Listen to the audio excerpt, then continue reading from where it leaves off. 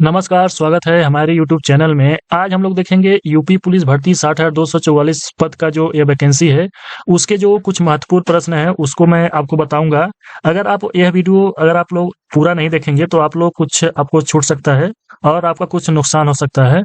तो जो कुछ इम्पोर्टेंट जो प्रश्न है, उसको मैं बताऊँगा कि देखिए, जो मेडिकल के लिए 70,000 अभ्यर्थियों को बुलाना चाहिए, क्योंकि देखिए जो वैकेंसी है, वह 60,000 है। तो 70,000 अभ्यर्थियों को बुलाना चाहिए और भी जितने भी महत्वपूर्ण प्रश्न हैं मैं आपको दिखा देता हूँ। देखिए कुछ महत्वपूर्ण प्रश्न जो हैं, यदि आप डीवीपीएसटी के दिन आप नहीं पहुँच पाए तब क्या होगा? यदि आप डीवीपीएसटी डॉक्यूमेंट में ऊँचाई में सीना में फेल हो जाते हैं तब क्या होगा? डीवीपीएसटी कितने दिनों तक चलेगा? दौड़ कब तक हो सकता है? डीवीपीएसटी स्कीप अभियान और मेडिकल के लिए 70,000 अभ्यर्थियों को बुलाया जाना चाहिए। तो यह जितने भी इम्पोर्टेंट प्रश्न है ना, इसको आप लोगों को जानना चाहिए। इसको मैं डिटेल्स में आपको बता रहा हूँ। तो सबसे पहले आप लोग प्लीज़ वीडियो को लाइक कर दीजिए और चैनल पे नए हो तो चैनल को सब्सक्राइब कर लीजिए, क्योंकि यूपी पुलिस से रिलेटेड जितने भी नए-नए अपडेट रहते हैं, सबसे पहले मैं अपने इस यूट्यूब चैनल पे सबसे पहले लेकर आता हूँ। तो चलिए शुरू करते हैं आज का सेशन। तो देखिए सबसे पहला जो प्रश्न है, यदि आप डीवीपीएसटी के दिन आप नहीं पहुंच पाए तब क्या होगा?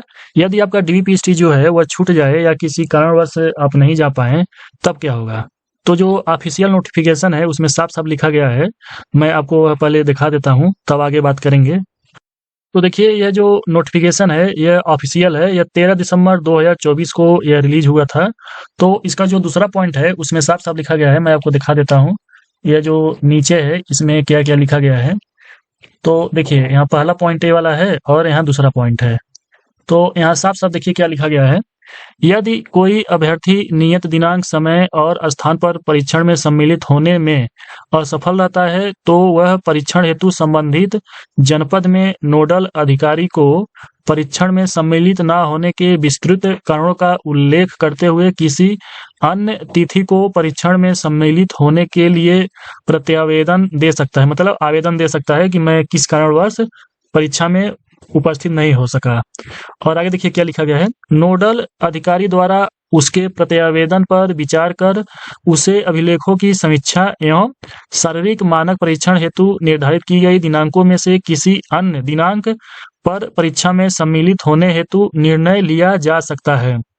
मतलब अगर आप लोग अच्छे से मतलब लिख कर देंगे कि हाँ मैं इस कारणवश से नहीं आ पाया, तो वह पहले विचार करेंगे कि वह महत्वपूर्ण कारण है या नहीं है। उसके बाद से वह निर्णय लेंगे कि अगला मतलब दिन आपको कब परीक्षण किया जाए। आगे देखिए क्या और लिखा गया है। अभिलेखों की समीक्षा एवं शारीरिक मानक परीक्षण हेतु निर्धारित अंतिम दिनांक के पश्चात की कोई तिथि किसी भी दशा में पूर्व निर्धारित नहीं की जाएगी। मतलब देखिए इसमें क्या कहा गया है। मान लीजिए आपका जो डीवीपीएसटी का डेट मान के चलिए 18 जनवरी को है, तो आप 18 जनवरी को नहीं पहुंच पाए, तो उसके 1 या 2 दिन नहीं, मतलब 11 फरवरी तक डीवीपीएसटी होगा। तो उसके पहले आपका आवेदन चाहिए। इसमें साफ साफ यही लिखा गया है कि 11 फरवरी से आप आवेदन दे सकते हैं कि मैं किस कारणवश नहीं आया। अगर 11 फरवरी के बाद अगर आप लोग आवेदन दिए तो उस पर कोई भी विचार नहीं किया जाएगा। इसमें देखिए यहाँ तक साफ साफ लिखा गया है। आगे क्या बोला गया है। अगर अभ्यर्थी पूर्व निर्धारित दिनांक एवं समय पर परीक्षा में सम्मिलित होने में विफल रहता है, तो उसे परीक्षा में असफल माना जाएगा और स्वास्थ्य के कारण या किसी अन्य आधार चाहे जो भी हो, पुनः परीक्षण के लिए अभ्यर्थी को अन्य कोई अवसर नहीं दिया जाएगा। मतलब ये इसमें बोला गया है, अगर आपको फेल कर दिया जाएगा, आप लोग नहीं आ पाए हैं डीवीपीएसटी देने, तो आपको उसी जगह असफल घोषित कर दिया जाएगा और भी कोई अवसर नहीं दिया जाएगा। और देखिए क्या इसमें आगे बोला गया है। अभ्यर्थियों को यह प्रत्यावेदन बोर्ड द्वारा इस परीक्षण हेतु पूर्व से निर्धारित की गई अंतिम तिथि से पूर्व देना होगा। मतलब जो 11 फरवरी है, 11 फरवरी तक डीवीपीएसटी होगा, उससे पहले यह देना होगा। उपरोक्त ऐसे सभी प्रकरणों को जिसमें नोडल अधिकारी द्वारा परीक्षण का दिनांक एवं समय पूर्व निर्धारित किया जाएगा, उसके संबंध में बोर्ड को सूचित किया जाएगा। तो देखिए अगर आप लोग आवेदन देते हैं तो सबसे पहले उस पे विचार किया जाएगा कि हाँ जो आपका यह दशा था, मतलब जिस दशा में आप लोग नहीं जा पाए हैं, वह ठीक है या नहीं है। अगर भर्ती बोर्ड को ठीक लगेगा तो आपका पुनः एडमिट कार्ड जो है वह जारी करेगा। तो उस पे डेट और लिखा रहेगा, तो आप उसी डेट पर पहुंचकर डीवीपीएसटी करा सकते हैं। अब हम लोग दूसरा प्रश्न जो है उस पे हम लोग देखेंगे। तो देखिए दूसरा प्रश्न में इसमें क्या बोला गया है, यदि आप डीवीपीएसटी जो होता है उसमें यदि आप डॉक्यूमेंट में, ऊंचाई में, सीना में फेल हो जाते हैं तब क्या होगा। देखिए इसमें अगर यदि आप तो सबसे पहले डॉक्यूमेंट होता है, डॉक्यूमेंट वेरिफिकेशन, उसमें क्या आपका चाहिए, यदि आप जनरल हैं तो जनरल के लिए आपका जो हाई स्कूल इंटर मार्कशीट होता है और भी चीज होता है, सिर्फ चाहिए, इसमें जात की कोई भी वैल्यू नहीं होता है यदि आप जनरल में हैं। यदि आप ओबीसी या एससी या एसटी हैं तो उसके लिए सर्टिफिकेट लगता है, तो वह सर्टिफिकेट यदि आपका नहीं होगा तो आपको जनरल में काउंट किया जाएगा। यदि आपका जो सर्टिफिकेट है उसमें गलती पाया जाता है तो आपको तब भी आपका जनरल में ही काउंट किया जाएगा। तब आपका देखा जाएगा कि जनरल लायक आपका नंबर है या नहीं है। यदि आपका जनरल लायक नंबर होगा, मान के चलिए जो जनरल का कट ऑफ है 214 नंबर है, यदि आपका 214 नंबर से अधिक होगा तभी आप लोग जनरल में काउंट होंगे। यदि आप ओबीसी, एससी या एसटी में आते हैं और आपका जो ये सर्टिफिकेट है, जाति सर्टिफिकेट एससी, ओबीसी और एसटी का, तो ही आप इसमें सम्मिलित हो पाएंगे जनरल में, नहीं तो आपको सीधे फेल किया कर दिया जाता है। अब हम लोग बात करेंगे ऊंचाई में क्या होता है। तो ऊंचाई की बात करें, यदि आपकी लंबाई जो नोटिफिकेशन में लिखा गया था, मैं आपको दिखा देता हूं जो लंबाई है वह कितना लिया गया है। तो देखिए ये जो नोटिफिकेशन है यह 23 दिसंबर 2023 को आया था। यह नोटिफिकेशन ये ऑफिशियल है जो आया था उत्तर प्रदेश पुलिस जो कांस्टेबल 60,244 पद के लिए है। तो मैं आपको दिखा देता हूं कि वह जो ऊंचाई है वो कितना मांगा गया था, आपको मैं वह दिखा देता हूं। और थोड़ा सा देखिए शारीरिक मानक परीक्षण में है, तो जो पुरुष का जो ऊंचाई है, जो न्यूनतम ऊंचाई है वह 168 सेंटीमीटर होना चाहिए।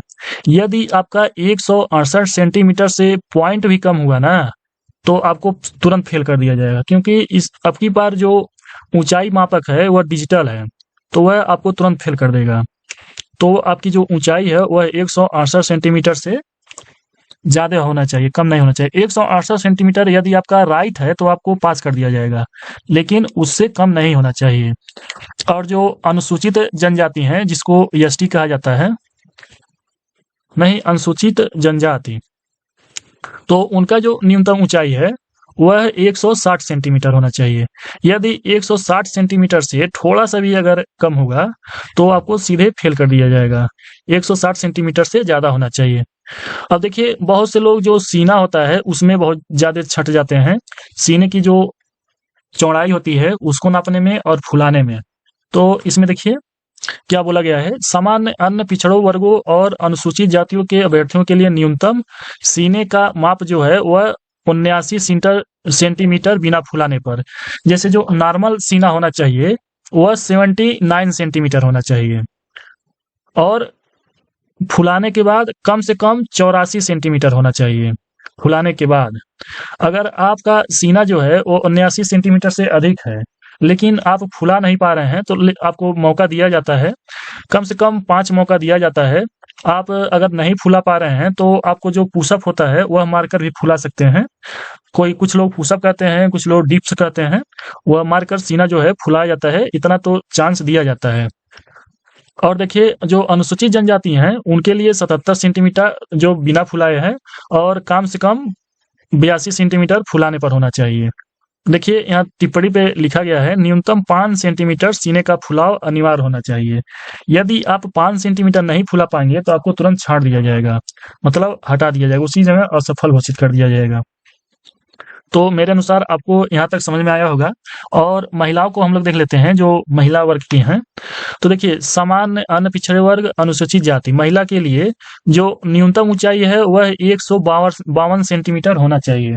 यदि आपका इसमें पॉइंट में भी कम होगा ना तो आपको छांट दिया जाएगा, मतलब असफल घोषित कर दिया जाएगा, क्योंकि इस बार डिजिटल से सभी जितने भी डिजिटल है उससे आपका जो हाइट है वो नापा जाएगा। और जो अनुसूचित जनजाति की महिला अभ्यर्थी हैं उनके लिए जो हाइट है वो न्यूनतम 147 सेंटीमीटर है। तो अगर इसमें भी अगर कम होगा तो आपको तुरंत उसी जगह असफल घोषित कर दिया जाएगा। और देखिए जो महिला हैं उनके लिए वजन की भी अनिवार्यता होती है। तो महिला अभ्यर्थियों के लिए न्यूनतम जो वजन है वह 40 किलोग्राम है। यदि आप 40 किलोग्राम से कम है, जो भी महिला बहन है यदि 40 किलोग्राम से कम है तो उनको उसी जगह असफल घोषित कर दिया जाएगा, उससे ज़्यादा होना चाहिए। तो आप लोग यहाँ तक देख लीजिए। और अब हम लोग अगला जो क्वेश्चन है उस पे हम लोग देखते हैं। तो मेरे अनुसार जो दूसरा पॉइंट है ये आपको समझ में आया होगा। अब हम लोग तीसरा पॉइंट जो है इसमें देखते हैं, डीवीपीएसटी कितने दिनों तक चलेगा, ये मैं आपको बता देता हूँ। तो देखिए 26 दिसंबर से लेकर 11 फरवरी तक आपका डीवीपीएसटी होगा। और यहाँ अगला पॉइंट क्या है, देखिए अगला पॉइंट है दौड़ कब तक हो सकता है। तो देखिए सबसे पहले जो डीवीपीएसटी हो रहा है वह जो महिला अभ्यर्थी हैं, जो बहन हैं, उनका पहले हो रहा है डीवीपीएसटी। तो मेरे अनुसार तो 10 जनवरी तक आप मानकर चल सकती हैं, जो भी महिला अभ्यर्थी बहनें हैं वह 10 जनवरी तक अपना जो दौड़ है वह कंप्लीट कर लें। क्योंकि यह कोई गारंटी नहीं है या कोई भी नोटिफिकेशन में नहीं लिखा गया है कि जो दौड़ है वह कब तक हो सकता है। हाँ, एक जो ऑफिशियल नोटिफिकेशन आया था उसमें लिखा गया था कि जनवरी के थर्ड वीक से जो दौड़ है वह शुरू हो जाएगा। तो देखिए थर्ड वीक कब होता है, पहला वीक तो 7 दिन होगा, दूसरा 14 दिन हो जाएगा और 14 दिन के बाद थर्ड वीक शुरू हो जाता है। यानी 15 जनवरी के बाद कभी भी दौड़ हो सकता है। क्योंकि आप लोग तैयार रहेंगे, क्योंकि इसमें मेरे अनुसार तो पहले जो महिला अभ्यर्थी बहनें हैं उनका ही दौड़ होगा, क्योंकि हमेशा सबसे पहले महिला अभ्यर्थियों का ही दौड़ हुआ है। तो इस बार भी जो महिला अभ्यर्थी बहनें हैं उनका पहले होगा। तो आप लोग अपना जो दौड़ है वह 10 जनवरी तक कंप्लीट कर लें तो आप लोगों के लिए अच्छा होगा। अब 5वां पॉइंट क्या है, डीवीपीएसटी स्कीप अभियान। तो देखिए जो इसमें वैकेंसी कितना है, वैकेंसी है 60,244 पद है। तो देखिए अभी तक जितने भी सरकारी भर्ती हुआ है इसमें रिकॉर्ड हुआ है कि जितना भी वैकेंसी है वो कभी भी भर नहीं पाता है, कभी भी नहीं। क्योंकि इसमें जो 60,244 पद है इसमें जितने भी मतलब पहले आएगा उन लोगों का फाइनल मेरिट लिस्ट, तो इन जितने भी 60,244 पद हैं उनका जितने भी बच्चे हैं उनका आएगा, लेकिन वह सभी लोग ज्वाइन नहीं करते हैं, वह सभी लोग छोड़ देते हैं।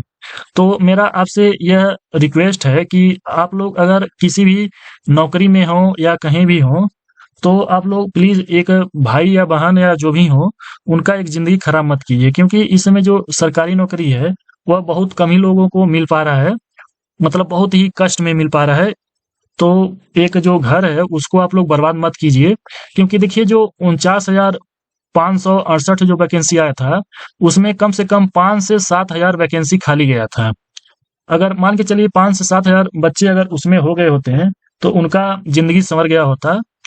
और इसमें मेरे अनुसार जो 60,244 पद है इसमें भी अगर यह डीवीपीएसटी स्कीप अभियान अगर हम लोग नहीं चलाएं तो इसमें भी कम से कम 10 से 15,000 जो वैकेंसी है वह खाली जा सकता है। तो मैं एक वीडियो बनाऊंगा उसमें एकदम अच्छी तरीके से कि जो डीवीपीएसटी स्कीप अभियान है उसको कैसे कैसे हम लोग फॉलो करें, और बहुत से ज्यादा हम लोग शेयर करके सभी तक अपना जो दुख है उसको हम लोग सुनाएंगे कि क्या क्या दिक्कत है। अगर आप लोग वीडियो को में कमेंट करेंगे कि कैसे कैसे हम लोग योजना बनाकर यह कर सकते हैं तो मुझे अच्छा लगेगा। और देखिए यह जो 6वां क्वेश्चन है मैं अपने अनुसार यह बनाया हूँ। देखिए हम लोगों को एक ट्वीट करना चाहिए कि जो मेडिकल के लिए 70,000 अभ्यर्थियों को बुलाना चाहिए। क्योंकि देखिए पिछला बार क्या हुआ था, जो पिछला वैकेंसी था 49,568 जो वैकेंसी था उसमें इतने ही अभ्यर्थियों को बुलाया गया था मेडिकल के लिए। तो उसमें क्या हुआ, बहुत से लोग मेडिकल में फेल हो गए, बहुत से लोग छोड़ दिए। तो इसमें वैकेंसी कम से कम 5 से 7,000 खाली चला गया था। तो इसलिए अगर बच्चों को बढ़ाकर बुलाया गया होता है, यदि इसमें 60,000 बच्चों को बुलाया गया होता मेडिकल के लिए तो वैकेंसी तो मतलब पूरा भर जाता जितना वैकेंसी था। इसीलिए हम लोगों का एक ट्विटर अभियान चलाना चाहिए था, भर्ती बोर्ड को इसमें चलाना चाहिए कि मेडिकल के लिए 70,000 अभ्यर्थियों को बुलाया जाए। तो देखिए यह जितने भी इम्पोर्टेंट पॉइंट है मैं आपको बताया हूँ। अगर आप इसमें किसी भी मेरे बात में अगर आप इंटरेस्टेड हो तो आप लोग कमेंट बॉक्स में कमेंट कीजिए, मैं उसका रिप्लाई दूंगा और अगला जो वीडियो है उस पे हम लोग बात करेंगे, चर्चा करेंगे कि हाँ किस तरह से यह सभी हो सकता है। अगर मेरा वीडियो आपको पसंद आया हो तो प्लीज वीडियो को लाइक कर दीजिए और चैनल पे नए हो तो चैनल को सब्सक्राइब कर लीजिए। धन्यवाद।